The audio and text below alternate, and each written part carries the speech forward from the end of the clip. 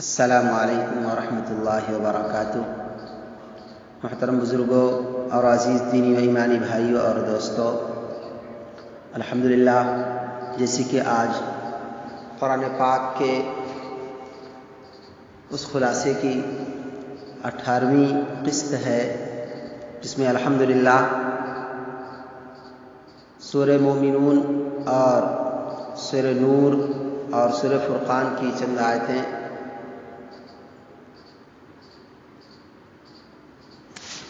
لہذا جیسے کہ روزانہ یہ خلاصہ پیش کیا جا رہا ہے، سماعت فرمائیں۔ پہلے تو سورۃ المؤمنون کا تعارف اور اس کے بعد اس کی آیتوں کا خلاصہ، اور پھر انشاءاللہ سورہ نور کا تعارف اور اس کی آیتوں کا خلاصہ، اور پھر انشاءاللہ سورہ فرقان۔ بہرحال سورۃ المؤمنون، اس سورت کے شروع میں اللہ تعالیٰ نے وہ بنیادی صفات ذکر فرمائی ہیں جو مسلمانوں میں پائی جانی چاہیے۔ مسند احمد کی ایک حدیث میں حضرت عمر رضی اللہ تعالیٰ عنہ کے حوالے سے حضرت صلی اللہ علیہ وسلم کا یہ ارشاد منقول ہے کہ اس سورت کی پہلی 10 آیتوں میں جو باتیں ذکر کی گئی ہیں، اگر کوئی شخص وہ ساری باتیں اپنے اندر پیدا کر لے تو سیدھا جنت میں جائے گا۔ اسی لیے اس سورت کا نام مومنون ہے، یعنی وہ سورت جو یہ بیان کرتی ہے کہ مسلمانوں کو کیسا ہونا چاہیے۔ نیز نسائی میں روایت ہے کہ ایک صاحب نے حضرت عائشہ رضی اللہ تعالی عنہا سے پوچھا کہ حضرت صلی اللہ علیہ وسلم کے اخلاق اور اوصاف کیسے تھے، تو اس کے جواب میں حضرت عائشہ رضی اللہ تعالی عنہا نے سورہ مومنون کی یہ 10 آیتیں تلاوت فرما دی کہ یہ سب حضرت صلی اللہ علیہ وسلم کے اوصاف تھے۔ سورت کا بنیادی مقصد انسان کو اس کی اصلیت کی طرف متوجہ کر کے اس بات پر غور و فکر کی دعوت دینا ہے کہ اس کے دنیا میں آنے کا مقصد کیا ہے، اور بالآخر مرنے کے بعد جو زندگی آنی ہے اس میں انسان کا انجام کیا ہوگا۔ اس کے علاوہ حضرت نوح علیہ السلام سے لے کر حضرت عیسیٰ علیہ السلام تک بہت سے انبیاء کرام کے واقعات اس سورت میں دہرائے گئے ہیں تاکہ یہ بات واضح ہو جائے کہ ان سب پیغمبروں کی دعوت تواتر کے ساتھ ایک ہی تھی، اور جن لوگوں نے ان کا انکار کیا انہیں اللہ کی طرف سے عذاب کا نشانہ بننا پڑا۔ مرنے کے بعد اللہ تعالیٰ انسانوں کو دوبارہ زندہ کر کے ان کی نیکیوں اور برائیوں کا حساب لیں گے، اور ہر انسان کو اپنے عقیدے اور عمل کے اعتبار سے جزا و سزا کا سامنا کرنا ہی پڑے گا۔ اس عقیدے کو کائنات میں پھیلی ہوئی قدرت خداوندی کی نشانیوں کی طرف متوجہ کر کے ثابت کیا گیا ہے اور بتایا گیا ہے کہ اللہ کی قدرت کو پہچاننے کے لیے اللہ کی بنائی ہوئی کائنات میں غور و فکر کرو تو بہت ممکن ہے کہ تم اللہ تبارک و تعالیٰ کی قدرت کو جان اور پہچان لو گے۔ بہرحال حقیقی کامیابی، اہل ایمان کی چند ایسی صفات بیان کی گئی ہیں جن کو اختیار کرنے پر بندہ جنت کا حقدار بن جاتا ہے۔ وہ صفات یہ ہیں: نمازوں میں خشوع اختیار کرنا، نمبر 2 فضول اور بیکار باتوں سے پرہیز کرنا، نمبر 3 زکوٰۃ ادا کرنا، نمبر 4 اپنی شرمگاہوں کی حفاظت کرنا، نمبر 5 امانت داری سے کام لینا، نمبر 6 عہد و معاہدہ کی پابندی کرنا، نمبر 7 نمازوں کی پابندی کرنا۔ جن ایمان والوں میں یہ صفات پائی جائیں گے اللہ تعالیٰ ان کو ہمیشہ کے لیے جنت کا وارث بنائیں گے۔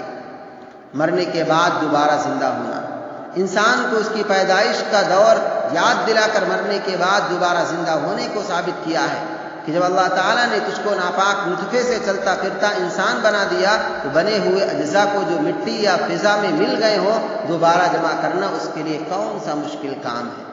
انبیاء کرام علیہ السلام کی دعوت، انبیاء کرام علیہ السلام کا تذکرہ کیا گیا جس میں مشترکہ طور پر یہ بتایا گیا کہ ہر نبی اللہ کی طرف سے ایک ہی دعوت لے کر آیا، لیکن ان کی امت کے شرپسندوں نے ان کے لائے ہوئے دین کا انکار کر دیا۔ پھر جب ان کے انکار کی وجہ سے ان پر اللہ کا عذاب آیا تو وہ کچھ نہ کر سکے۔ اس کے بالمقابل ماننے والے ہر زمانے میں کامیابی سے ہمکنار ہوئے، یہی حال قیامت تک رہے گا۔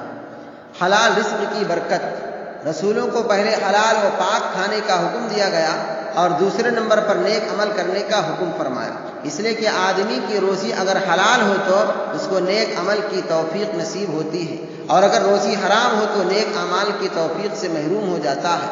یہ حکم اگرچہ نبیوں کو دیا گیا ہے مگر امت بدرجہ اولا اس کی مخاطب ہے۔ دینی کاموں میں آگے آگے رہنا۔ عام طور سے لوگ دنیاوی فائدے کے پیچھے دوڑتے ہیں اور دوسرے سے آگے بڑھنے کی فکر میں رہتے ہیں، لیکن وہ لوگ جو اللہ اور یوم آخرت پر یقین رکھتے ہیں دین کے کاموں میں آگے آگے رہتے ہیں، اور ظاہر ہے کہ دین کے کاموں میں آگے بڑھنے والے حقیقی کامیاب ہیں۔ اس لیے ہر ایک کو چاہیے کہ دینی کاموں میں آگے آگے رہا کرے۔ موت کے وقت گنہگاروں کا حال۔ نافرمانوں کے بارے میں بیان کیا گیا کہ موت کے وقت ان کا یہ حال ہوگا کہ وہ کہیں گے اے ہمارے پروردگار ہم کو دنیا میں واپس بھیج دے تاکہ ہم نیک اعمال کر کے آئیں۔ جواب ملے گا کہ ایسا ہرگز نہیں ہو سکتا، لہذا اس وقت کے آنے سے پہلے اس کی تیاری کر لینا چاہیے اور زیادہ سے زیادہ نیک اعمال کا ذخیرہ کر لینا چاہیے تاکہ اس وقت ہمیں پچھتانا نہ پڑے۔ انسانوں کی تخلیق بے مقصد نہیں۔ اللہ تعالیٰ انسانوں کو مخاطب کر کے فرماتے ہیں کہ کیا تم نے یہ سمجھ رکھا ہے کہ ہم نے تم کو یوں ہی بے مقصد پیدا کیا ہے اور تم ہمارے پاس لوٹ کر نہیں آؤ گے؟ ایسا ہرگز نہیں ہے۔ جب ایک چھوٹی سی چونٹی کو بھی اللہ نے بے فائدہ نہیں بنایا تو وہ اشرف المخلوقات جس کو اللہ تعالیٰ نے اپنی خاص قدرت سے پیدا کیا اس کی تخلیق بے فائدہ کیسی ہو سکتی ہے؟ بلکہ انسان کو اللہ تعالیٰ نے ایک اہم مقصد یعنی اپنی عبادت و بندگی کے لیے پیدا کیا ہے، لہذا ہمیں اس کی عبادت سے غافل نہیں رہنا چاہیے۔ زنا کی سزا۔ اب یہاں سے سورہ نور کا سلسلہ شروع ہو رہا ہے۔ سورہ نور جس میں بہت ہی اہمیت کی حامل باتیں بیان فرمائی گئی ہیں، لہذا پہلے اس سورت کا تعارف سماعت فرما لیں تاکہ مرکزی بات ذہن میں آ جائے۔ سورہ نور اس سورت کا مرکزی موضوع معاشرے میں بے حیائی اور فحاشی کو روکنے اور عفت و عصمت کو فروغ دینے کے لیے ضروری ہدایات اور احکام دینا ہے۔ پچھلی سورت کے شروع میں مومنوں کی جو خصوصیات بیان فرمائی گئی تھی ان میں سے ایک اہم خصوصیت یہ تھی کہ وہ اپنی شرمگاہوں کی حفاظت کرتے ہیں، یعنی باعفت زندگی گزارتے ہیں۔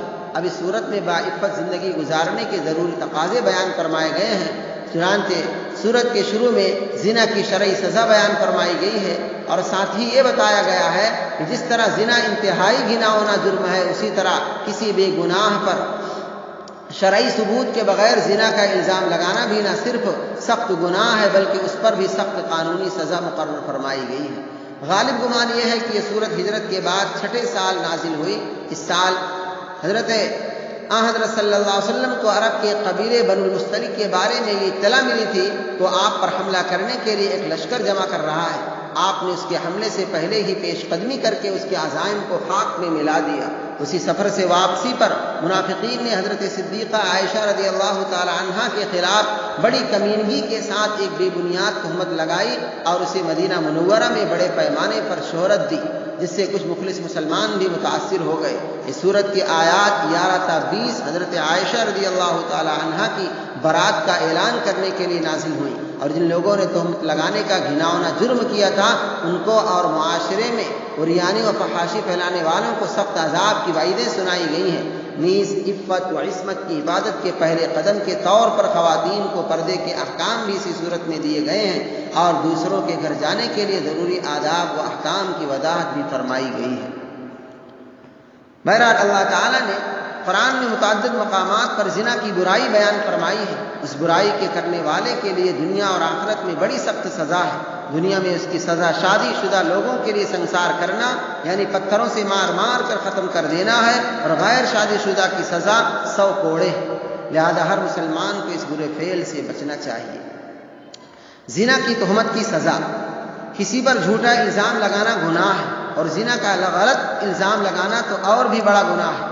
جو شخص کسی پاک دامن عورت پر زنا کا الزام لگائے اور پھر اس کے ثبوت میں 4 گواہ نہ پیش کر سکے تو اس کی سزا یہ ہے کہ اس کو 80 کوڑے مارے جائیں اور کبھی اس کی کوئی گواہی قبول نہ کی جائے۔ ایسا شخص و فاسق شمار کیا جائے۔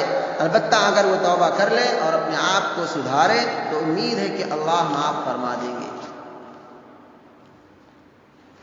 کسی کے تکلیف پہنچانے کی وجہ سے اس پر خرچ کرنا بند مت کرو۔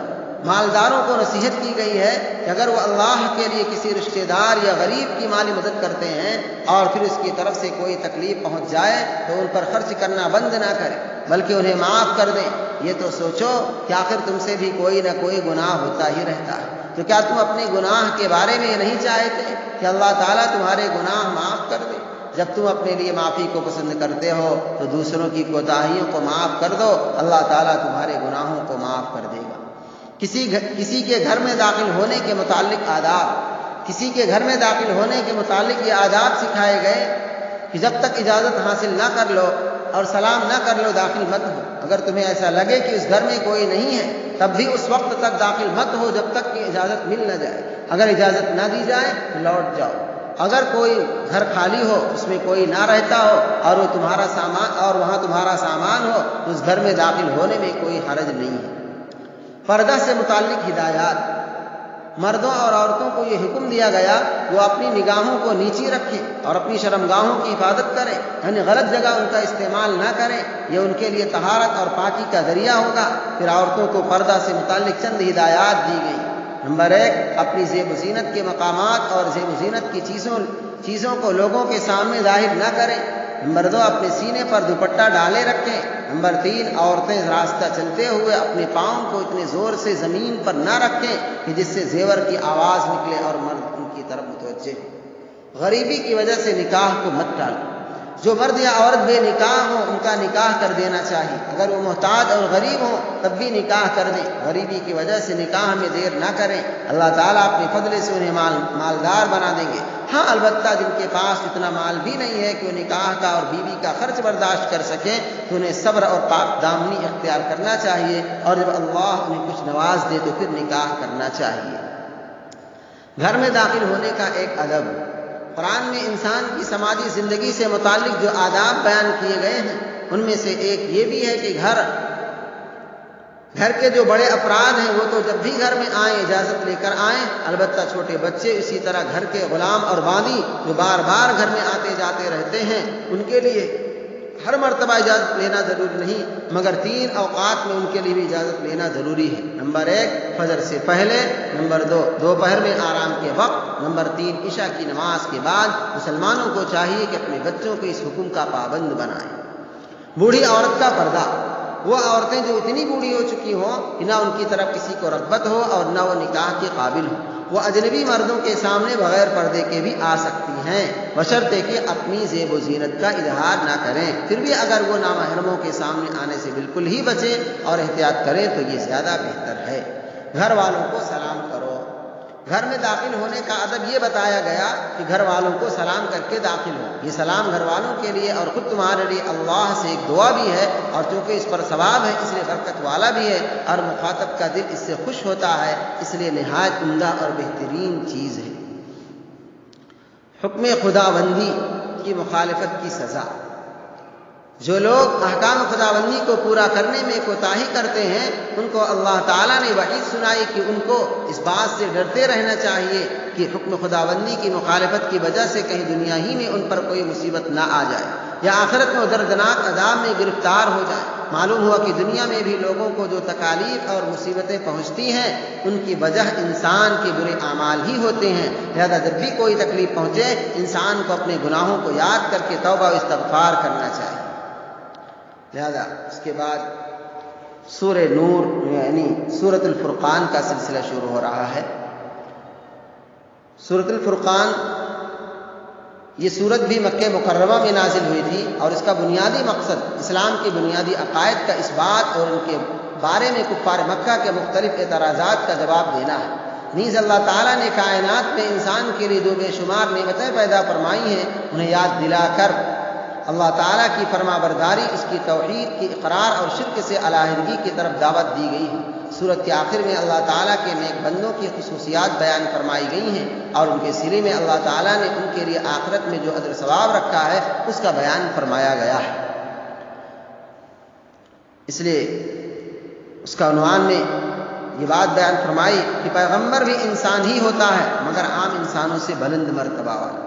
کفار اعتراض کرتے ہوئے کہتے ہیں کہ اس پیغمبر کو کیا ہو گیا کہ یہ بھی ہماری طرح کھاتا پیتا ہے اور بازاروں میں گھومتا ہے، یعنی ان کو رسول کے انسان ہونے پر تعجب ہوتا تھا۔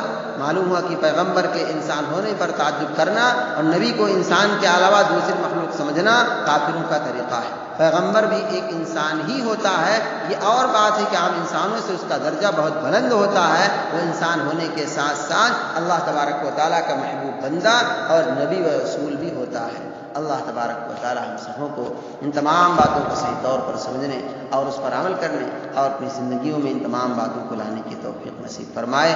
وما علینا الا البلاغ۔